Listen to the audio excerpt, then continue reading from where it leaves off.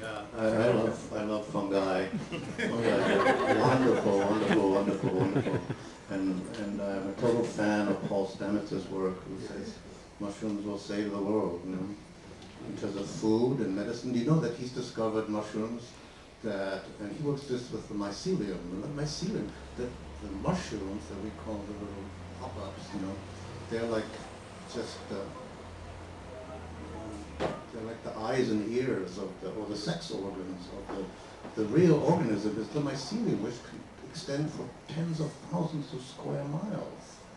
It's by far the largest organisms on the planet with these roots. And he's discovered mushrooms that counteract nerve gas. And actually, psilocybin mushrooms counteract nerve gas, it turns out, among other things. He's found mushrooms that detoxify petroleum sludge.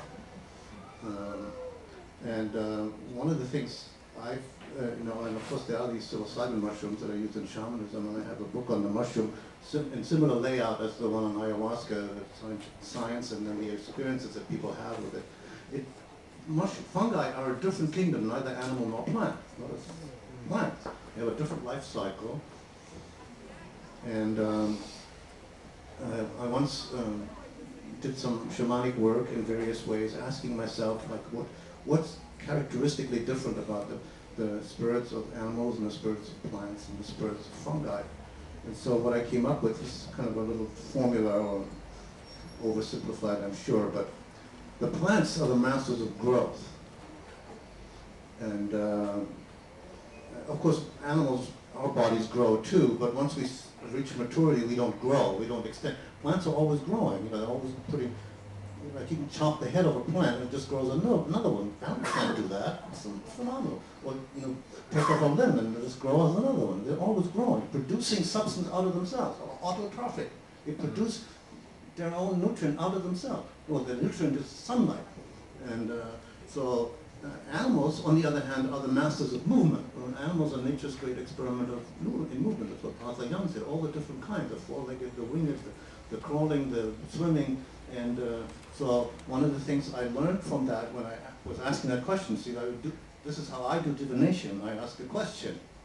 That's actually the simplest form of divination, is just to ask a question. I ask myself. Ask myself. It means there's something in me that knows more than I do, right? That's implied. Like I ask myself, and I get an answer. Maybe I get a dream. So if I'm doing healing, the plants are good if the healing involves growing something new. For example, growing scar tissue. Plant would be helpful.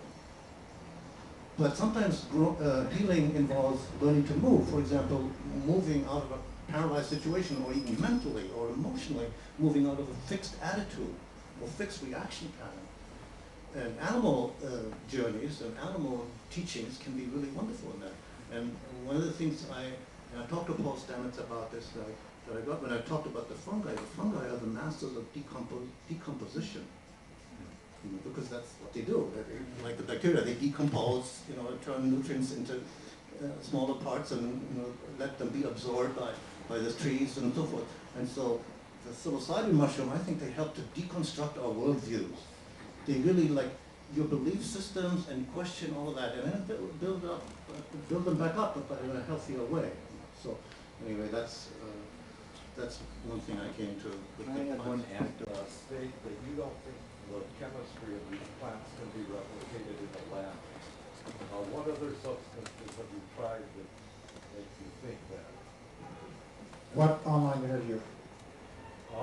Which one? I don't recall saying that specifically. I think it's linked to city life. I didn't say that. The mixture of plants doesn't. Okay. What I was talking about is plant synergy. And for me, what that means is the separate molecules add up to something greater. And you could call it a vitalist interpretation, and that the spirit of the plant is primary and the molecules are the physical expression.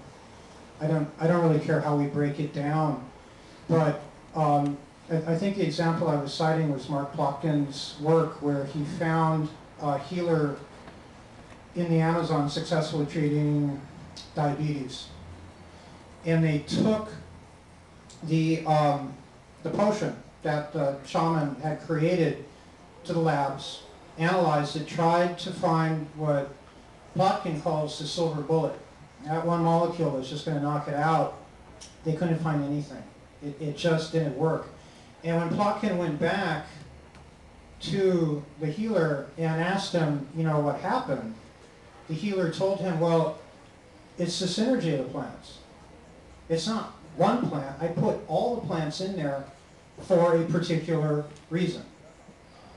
And even beyond that, there's a wonderful story that's told in circles in Peru about a healer working in Chasuta who was able to treat leprosy very successfully with a little plant called shishito.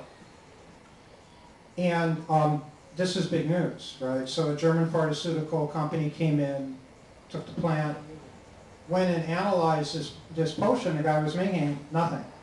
And they went back to the healer and they asked him why, what happened, you know, this should have worked. And the healer laughed and he said, you didn't sing to it. You don't sing to it, it's not going to work, you know. And so I do think it's scientifically true there are some molecules we simply can't replicate. I mean, that's just like a fact at the moment. But I was trying to address the bigger issue of synergy and of what constitutes one of the main difficulties of translating. I really think that our best protection is to maintain a deeper sense of veneration for our world. And then if we have that, I think we're going to be okay. So thank you all for coming, and let's talk and hang out and move into another mode now. Okay, good evening.